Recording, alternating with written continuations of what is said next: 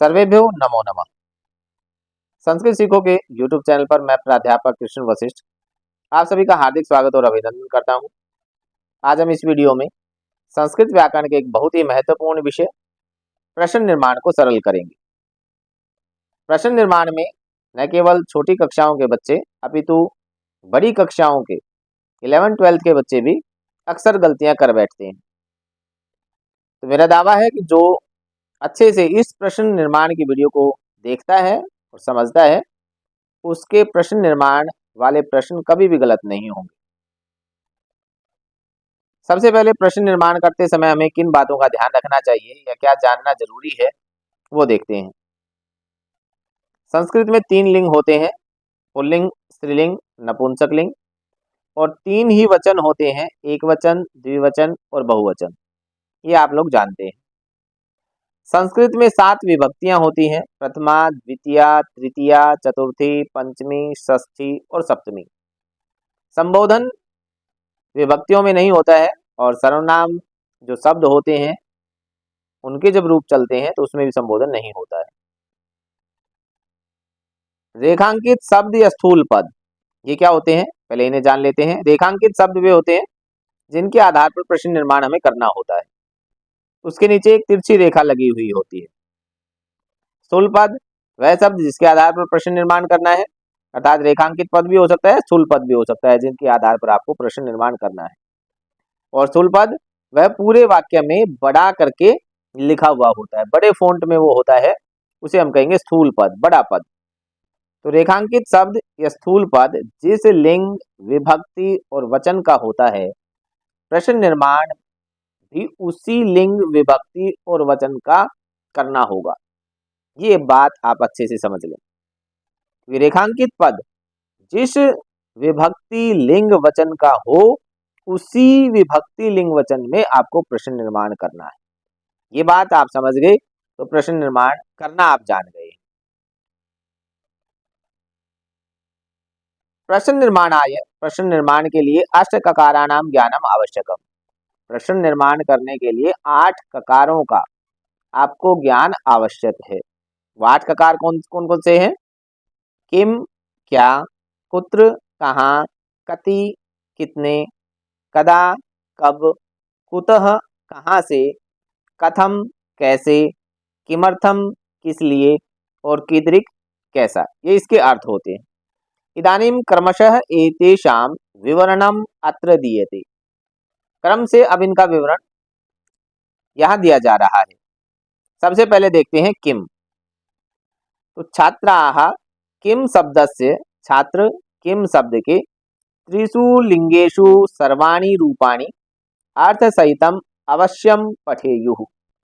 तो किम शब्द के तीनों लिंगों में सभी रूपों को अर्थ सहित आपको पढ़ना चाहिए।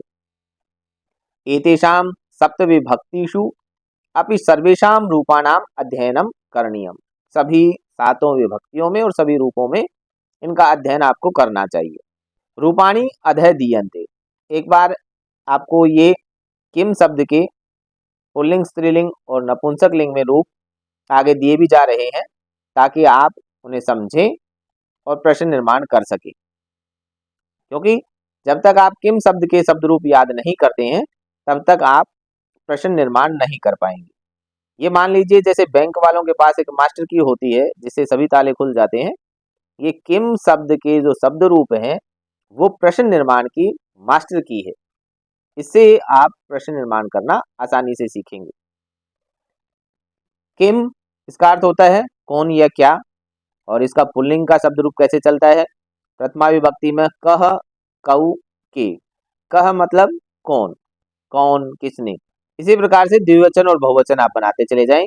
कम का अर्थ है किसको, केन किसके द्वारा, कस्मै किसके लिए, कस्मात किससे, कस्य किसका, किसके या किसकी, कस्मिन किसमें या किस पर।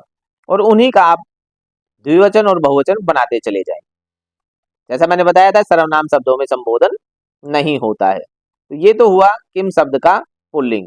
कह कव के, कम कव कान, केन काभ्याम कई, कस्मै काभ्याम केभ्य, कस्मात् काभ्याम केभ्य, कस्य कयोः केशाम कस्मिन कयोः केशु। अब किम शब्द का नपुंसक लिंग में शब्द रूप कैसे चलते हैं वो देखते हैं। तो किम शब्द के नपुंसक लिंग में किम के कानी, किम के कानी, प्रथमा और द्वितीया इसमें एक समान चलते हैं, और किम के कानी, किम के कानी। बाकी तृतीया से लेकर सप्तमी तक सभी जो पुल्लिंग के शब्द रूप चलते हैं वही नपुंसक लिंग के हो जाएंगे। केन काभ्याम कई, कसमई काभ्याम के भय, ऐसे ही जैसे पुल्लिंग के हैं वैसे ही नपुंसक लिंग के भी चलेंगे। केवल प्रथमा विभक्ति और द्वितीय विभक्ति किम के कानी, किम के कानी ये पुल्लिंग से अलग रहेंगे। अब नपुंसक लिंग हमने देख लिया, अब देखते हैं स्त्रीलिंग। स्त्रीलिंग के शब्द रूप कैसे चलेंगे। किम शब्द स्त्रीलिंग में का के काह, काम के काह, कया काभ्याम काभिः, कस्यै काभ्याम काभ्यः, कस्याः काभ्याम काभ्यः, कस्याः कयोः कासाम, कस्याम कयोः कासु, ये स्त्रीलिंग के रूप हुए।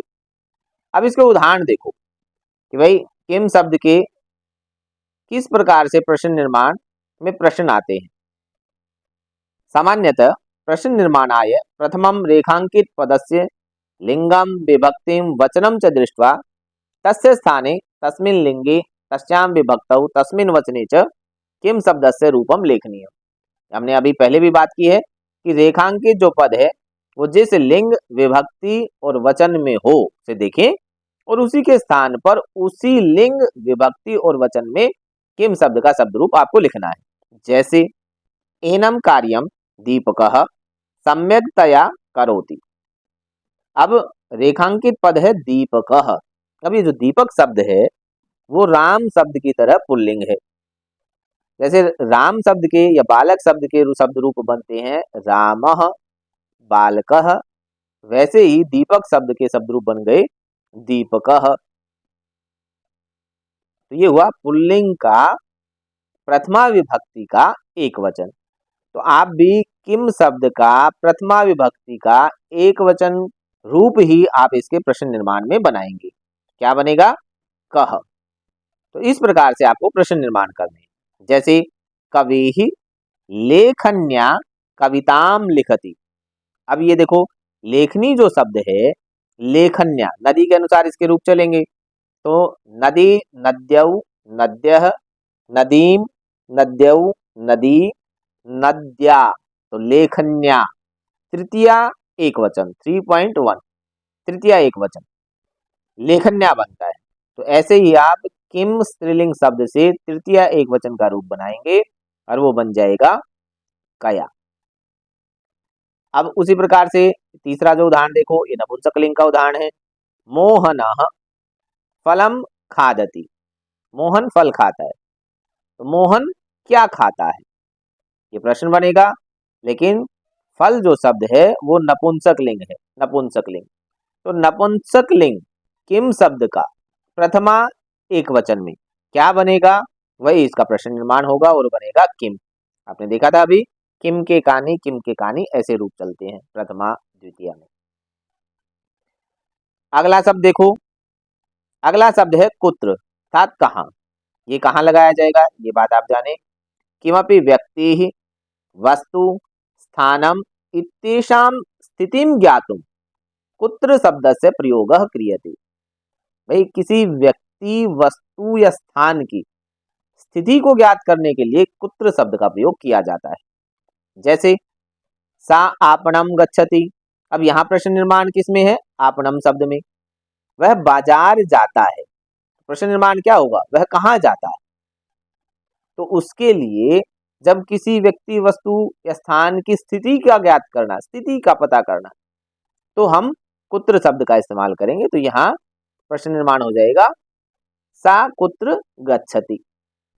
दूसरा उदाहरण देखें, रमेश गृहे अस्ति।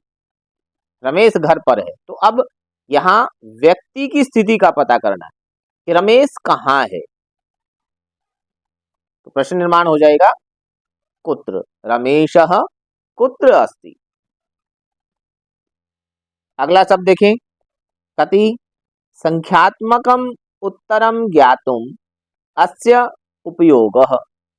संख्यात्मक उत्तर ज्ञात करने के लिए इसका उपयोग किया जाता है।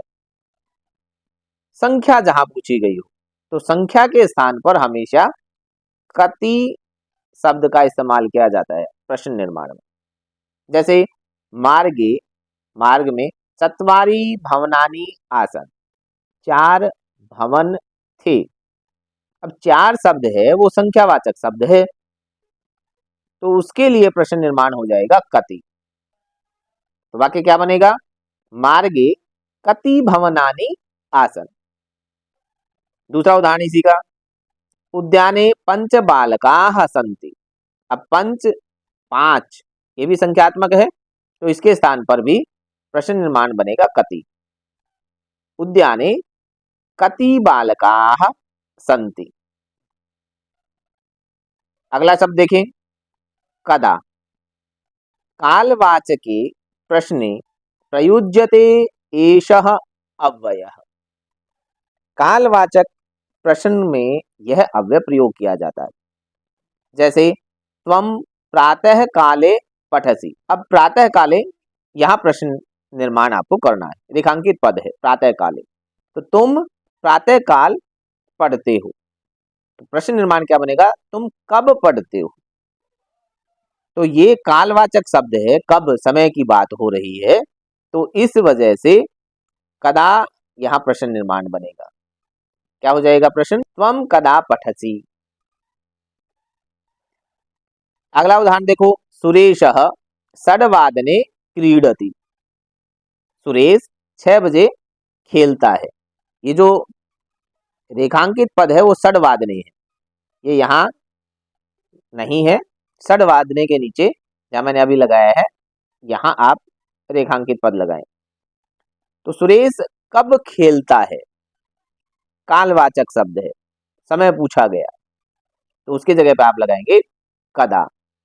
प्रश्न निर्माण क्या बनेगा, सुरेशः कदा क्रीडति। सुरेश कब खेलता है। अगला शब्द देखो, अगला शब्द है कुतः। कस्यापि गमन आगमनयोः स्थानं ज्ञातुम् एषः अव्ययः उपयुज्यते। किसी का भी गमन और आगमन का जो स्थान है उसे ज्ञात करने के लिए इस अव्यय का प्रयोग किया जाता है। जैसे गंगा हिमालयात् प्रभवति। गंगा हिमालय से निकलती है, उत्पन्न होती है, तो इसके स्थान पर हिमालयात् के स्थान पर हो जाएगा कुतः। गंगा कुतः प्रभवति। दूसरा उदाहरण देखो, फलम वृक्षात पतति। फल जो है वो वृक्ष से गिरता है। प्रश्न निर्माण हो जाएगा कुतः, फलम कुतः पतति। अगला शब्द देखो, कथम। कस्यापि कार्यस्य माध्यमम ज्ञातुम। किसी भी कार्य का माध्यम ज्ञात करने के लिए अथवा कार्यस्य निष्पादन स्वरूपम ज्ञातुम एषः अव्ययः प्रयुज्यते। या किसी कार्य का निष्पादन का स्वरूप जानने के लिए इस अव्यय का प्रयोग होता है। जैसे मृगः तीव्रम धावति। अब तीव्र शब्द है वो रेखांकित है, इसके स्थान पर आपको प्रश्न निर्माण करना है, तो उसकी जगह पे प्रश्न निर्माण होगा कथम। मृग कैसे दौड़ता है। दूसरा उदाहरण देखो, बालः विद्यालयम यानेन गच्छति। बालक विद्यालय यान से जाता है, तो उसके स्थान पर प्रश्न निर्माण होगा यान के स्थान पर कथम। अगला शब्द देखो, किमर्थम, किस लिए। हेतु ज्ञानाय, कारण के ज्ञान के लिए अस्य शब्दस्य प्रयोगः क्रियते। इस शब्द का प्रयोग किया जाता है। उदाहरण, लता क्रीडनाय क्रीडा क्षेत्रम गच्छति। लता क्रीडनाय खेलने के लिए क्रीडा क्षेत्रम गच्छति, क्रीडा क्षेत्र में जाती है। तो किस लिए जा रही है, क्रीडनाय, तो इसके स्थान पर हो जाएगा प्रश्न निर्माण किमर्थम। विद्यार्थिनः पठनाय विद्यालयम् आगच्छन्ति। तो पठनाय ये रेखांकित पद है, तो किस लिए पठनाय, तो किस लिए के लिए किमर्थम। ये प्रश्न निर्माण हो जाएगा। तो जब भी हेतु कारण का ज्ञान जहां हो, करना हो, वहां पर किमर्थम ये प्रश्न निर्माण होगा। अगला शब्द देखो, कीदृशः। यदि वाक्ये रेखांकित पदम अन्य पदस्य विशेषणम पदम अस्ति, ये समझने की बात है। अगर वाक्य में रेखांकित पद किसी दूसरे पद का विशेषण हो, अर्थात विशेषण विशेष्य का प्रयोग अगर किया गया हो और रेखांकित पद विशेषण हो, तो प्रश्न में कीदृश शब्द से प्रयोग कर्तव्य, हमें करना चाहिए। ये कीदृश जो शब्द है वस्तुतः शब्द है कीदृक, कीदृक ऐसे, और ये तीनों लिंगों में चलता है। तो पुल्लिंग में बनेगा कीदृशः, स्त्रीलिंग में बनेगा कीदृशी, और नपुंसक लिंग में बन जाएगा कीदृशम। लिंग के आधार पर इसके रूप अलग अलग चलेंगे। वस्तुतः शब्द है कीदृक, लेकिन पुल्लिंग में कीदृश, स्त्रीलिंग में कीदृशी और नपुंसक लिंग में कीदृशम रूप चलते हैं। इस प्रकार से रूप बनते हैं। उदाहरण एक देखें इसका, एतादृशी भयावह घटना, ऐसी भयावह घटना, घटना शब्द स्त्रीलिंग है। तो इस स्त्रीलिंग शब्द के लिए ही स्त्रीलिंग कीदृक शब्द का जो कि बनेगा कीदृशी, इसके आधार पर आप प्रश्न निर्माण बनाएंगे। तो एतादृशी के स्थान पर प्रश्न निर्माण बन जाएगा कीदृशी भयावह घटना गढ़वाल क्षेत्रे घटिता। तो इस प्रकार से आज हमने प्रश्न निर्माण के सभी ककारों को, अर्थात 8 प्रकार के जो ककार हैं जिनसे प्रश्न निर्माण बनता है, वो हमने समझा है, सरल किया है। अब ये तो थी एक बेसिक सी वीडियो कि किस प्रकार से प्रश्न निर्माण करते हैं। अब ये इनके उदाहरण जो हैं वो अलग अलग कक्षाओं के पाठों में अलग अलग पूछे गए हैं। तो अभ्यास के आधार पर प्रश्न निर्माण के जो प्रश्न पाठों में पूछे गए हैं उन पर भी अलग अलग कक्षाओं की वीडियो बनाकर चैनल पर डाल दी जाएगी। आप चैनल पर बने रहें, वीडियो को लाइक और शेयर करें, चैनल को सब्सक्राइब करें, बेल आइकन को दबाएं। सर्वेभ्यो नमो नमः।